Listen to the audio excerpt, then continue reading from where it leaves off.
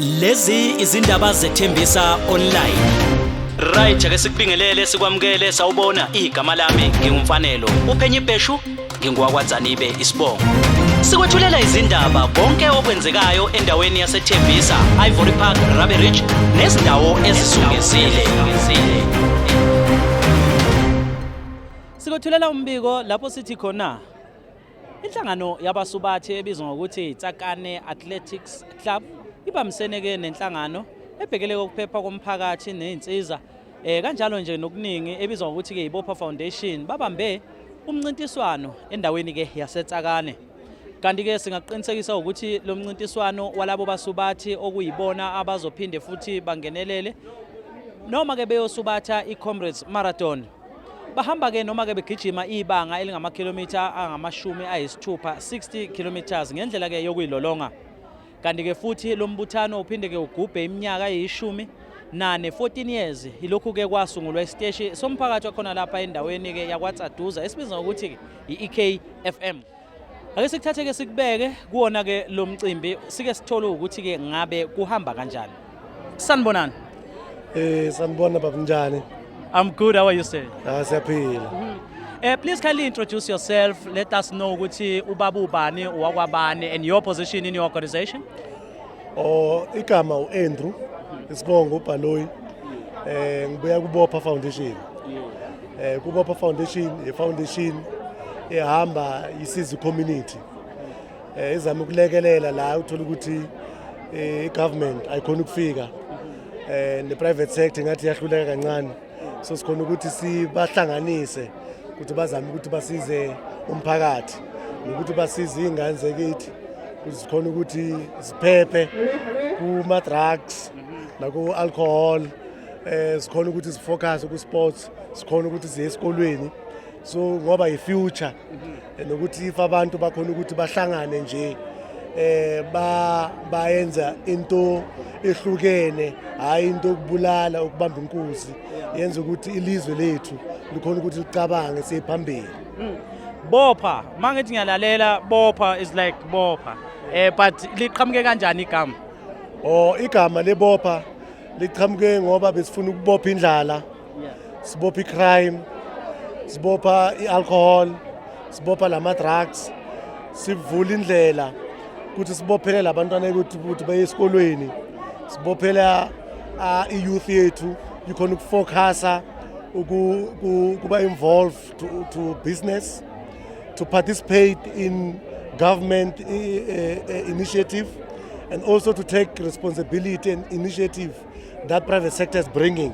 So we wanted to be a glue and also to take away the red tapes that have been planted against our people, to help our people to liberate them with more information so that they are able to get this such information to empower themselves. Yeah. It looks like you are one of the fastest growing organization. You are visible enough to people, you are communicating enough. Tell us about this event. Yeah, this event is to send off our runners to Comrades Marathon that is going to happen soon in June. And to encourage them, to give them courage, to show that the people of Ekurhuleni, more especially from Tsakane, because this is Tsakane Athletic Club, they are behind them, so that when they are there in Durban, when they are running, when they are tired, they are able to think back, to have that heart, to have that memory, that they are not only doing it for themselves, but they are doing it for Tsakane people, they are doing it for Ekurhuleni people. They're doing it for children from Tsakane. They're putting Tsakane on the map. They're putting Tsakane in this world. That people understand that people from Tsakane can do it. People Tsakane, they are like other people from other provinces. They're like other people from urban, or they're like other people from other states. Hlonishwa, thank you so much. Thanks. Sisaqhubeka ke sikhulumisana nabo ke abeBopha Foundation. Sifuna ukuthola kabanzi amaqhaza abawabambile phecelezi lento sithi ke i-role. Sister, how are you?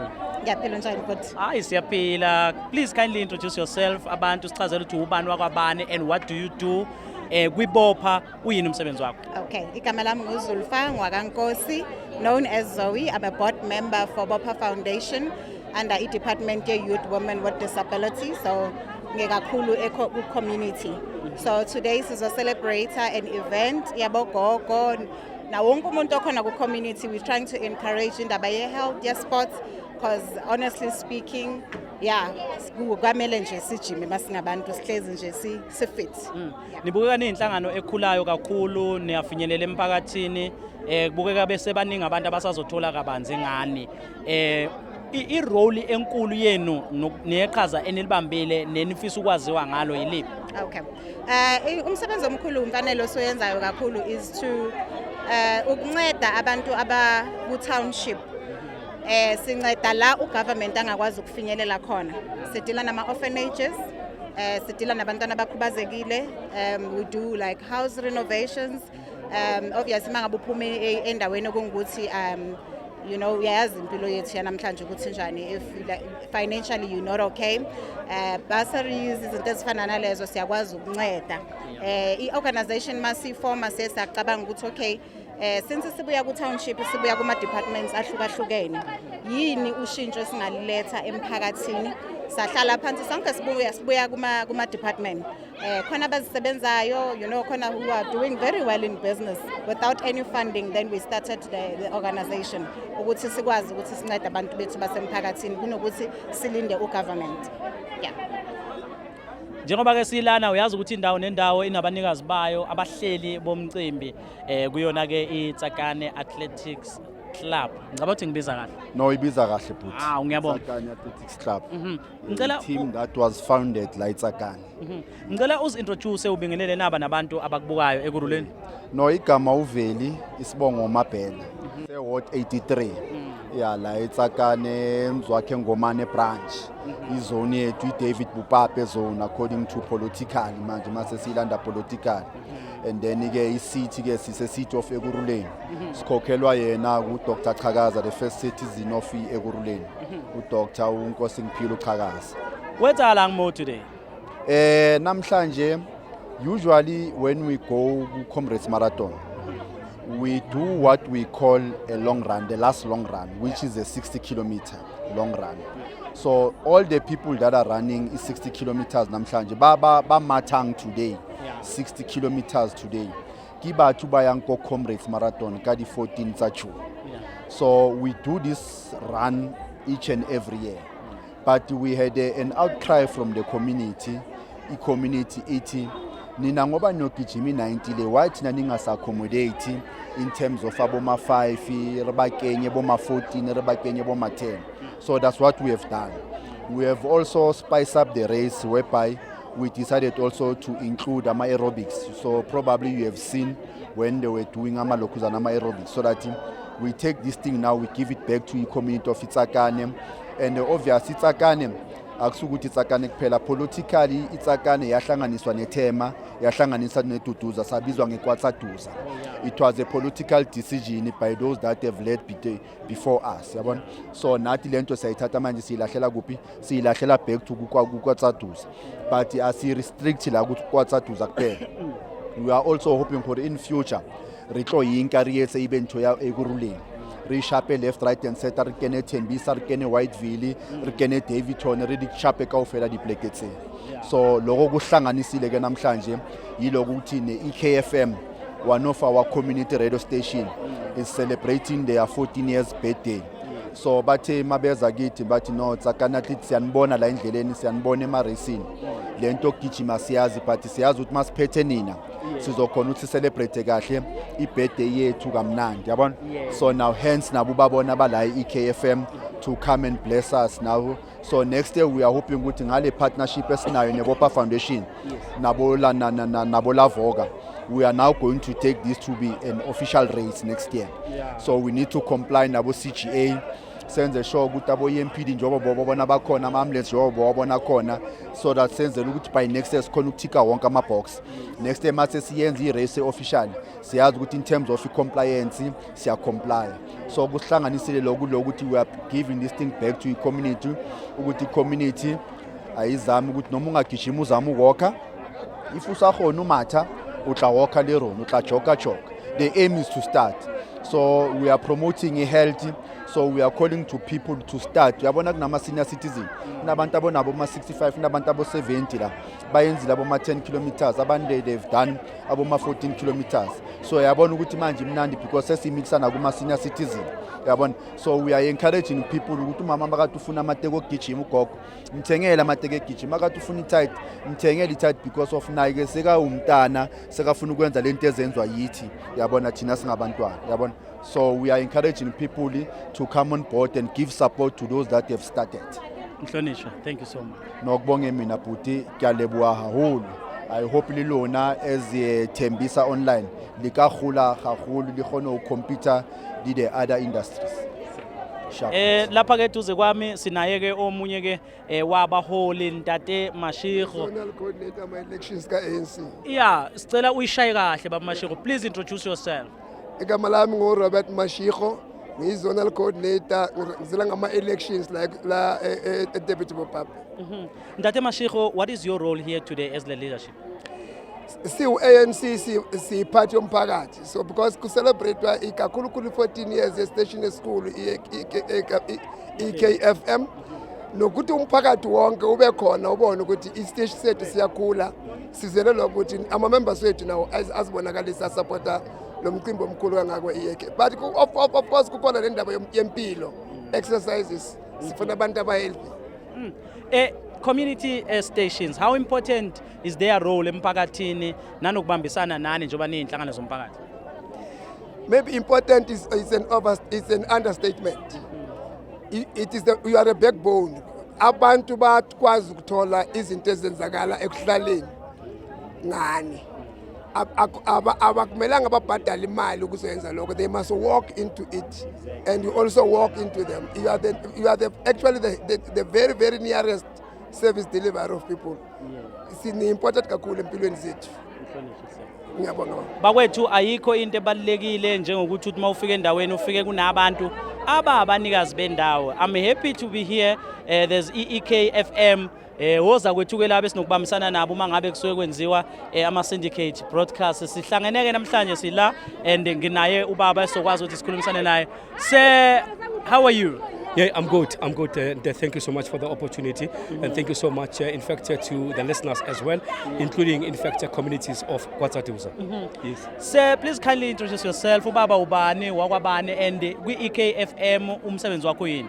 Well, my name is Chris Kope, aka Biggie on Sport. Yeah. I'm a sports presenter doing the breakfast show, and I also have my own sports show weekdays between 8 and 9. Yeah. And midday, I assist the station with marketing. So from time to time, I do PR and marketing work for the station, EKFM. Which is quite such a very important role in terms of making sure that with sports, you are able to go and make sure abantu baphila healthy and also kuxhumanisa umphakathi nestation naba ama business. Your role here today, and why is it so important for a community station to be able to be in partnership with abantu abafana nabo abenza izinto emphakathini? My brother, what you see here is breathtaking. We are quite thrilled as a station. We're quite excited as a station.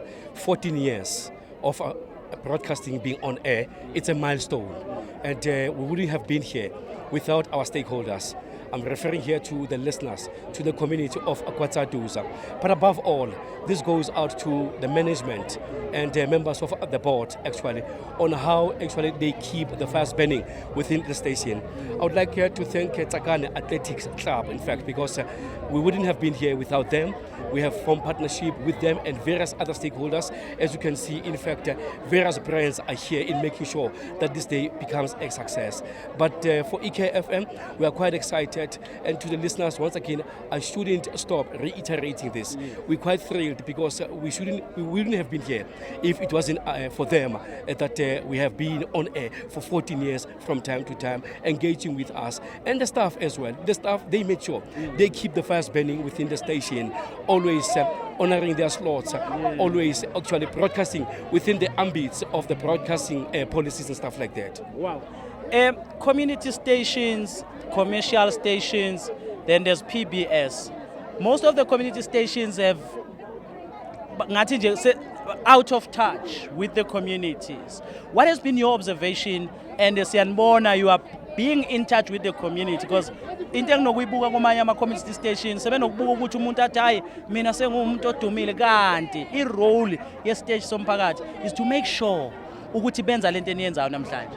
My brother, the advent of community stations back then in the 90s, in fact, when they start mushrooming, when government introduced licenses for community broadcasting entities, it was to bridge the gap between, in fact, government and the other entities as well as the community. Community stations actually were formed to become the voice of the voiceless. It's sad today that you see many community stations are being commercialized. KFM, my brother, I'm very proud to be part of this particular team or this particular broadcasting entity. I'll tell you a point in case. We are more like a social service radio station.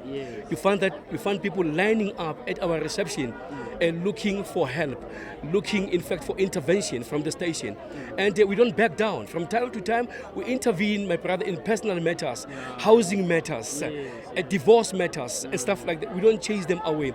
To an extent, lately, we have seen people coming to the station and say, I'm from the police station because we're closer to them. They said, I must come to EKFM. And when you start assessing that particular matter, it's the matter that requires the police. But we take it upon ourselves because we need to conform and confide to the ambits and policies of the regulator, which is ICASA. Wow. Sir, thank you so much, and I'm so excited to be meeting you today. You are welcome. Thank you so much for the opportunity, and let's have fun. And we hope this partnership with Tsakane Athletic Club, it's not going to end today, but it's going to be that is a relationship that will go on and on and on and on. And other stakeholders as well, our sponsors, Sanlam, we thank them. Nompilo, Impimelelo Health, we thank them. We thank them so much for supporting this particular event. Thank you. Siyabonga kakhulu sinaye ke umhlonishwakazi the honorable MMC umama ke uNkosi. MMC sicela nje ubingelele abantu basekuruleni. Sithanda ukubulisa kubo bonke abaleleli basekuruleni. Gama nguNomadlozi ngakaNkosi. I'm the MMC responsible for metro operations and maintenance in the city of Ekurhuleni. Umuntu uyayizwa this role and uyayibuza ukuthi irresponsibility yale role nanoma uyibiza metro and stuff iyini kahle kahle, what is your role? Okay. Kamaspala, there's a new things that are happening. Now we have combined some departments, but it is through the guidance of the National Treasury. Kunama business units in the city of Ekurhuleni. So I'm under the utilities, which is those business units. I'm under the water, energy, and environment, dealing with operational issues, which is your day-to-day running of service delivery, including the maintenance part of it in those three departments. Ngaphambi ukuthi ngizokhuluma ngaloko esikubone ukwenza ufika unannounced ukhuluma nabantu beba shocked nathi size siyibuza ukuthi hawu ikhona ngempela into efana nale. Let's talk about today's event. Nayi EKFM ikhona, nayi iTsakane Athletic Club, kunama sponsors akhona. Nenzani la namhlanje? You know, one of the things that as Ekurhuleni we always encourage and is collaboration with the stakeholders, you know. As we are here today, these three different stakeholders that are there, they are very important to the city of Ekurhuleni. Now today, one of the issues that we are doing is to celebrate the lifeline of EKFM, but also to send off those that are going to represent the city of Ekurhuleni in the Comrades Marathon. So we're here to wish them well as a city. But also, whilst we are celebrating the milestone of EKFM, we're also encouraging our communities. Ukuthi ukuphila impilo health is very important to everyone, whether you are working, whether you are not working. But just to wake up in the morning and do some smaller exercises. So we're here to say we're collaborating with all the stakeholders that are here. We have seen also the BOPA Foundation and different stakeholders that are here supporting this initiative, because it's a good initiative that assists the city but also our community. Sikubonile ungene emahhovisi ungashongo. Binjani experience yakho? What is your feedback on that? Okay, You know, one of the things that as leaders within the municipality and the guidance that would have gotten from our executive mayor through his State of the City address, starting from 2025, when he pronounced, he said to us, what we need to do, we need our frontliners to make sure that they do what they are supposed to do, to make sure that they service our community in a proper manner. Now, when I do those visits, I'm not doing those visits to spite our employees, but it's to encourage them, for them to know that what is important for them is to service our community in a proper manner, and also to make sure that we guide them when they want to do business with the city, how should they do that? But also when they want to deal with issues, building plans or anything within the city, how should they do it? But also the respect that they must give to our communities, that is very important. So when I'm doing those visits, I'm not spying them, but I'm encouraging them that they must do what they are supposed to do, servicing our community. MMC, thank you so much. Siyabonga. Yake muzwa kwethu nawe njengalokhu ke uyibonele ubuhle abantu uma ngabe beyivocavoca beqinisekisa ukuthi ke banakekela impilo yabo, kanti ke sibongele ke nesiteji somsakazo salendawo esibizwa ukuthi ke EKFM. Sithembisa online asiqinisekise ke sibonge bona ke abeBopha Foundation ukuyibona ke abaqinisekisile ukuthi ke lo mbiko uyakwazi ukuthi ke uhlangane ube impumelelo. Ngihamba ngedwa ukhona uThabo Tabiya wakwaSibiya okuyena ke oshuthela ke imsindo nezithombe bamsene nobanele uBrazo Sondlo usihle ngwini kanjalo naye ke uKape the drone pilot eTsakane.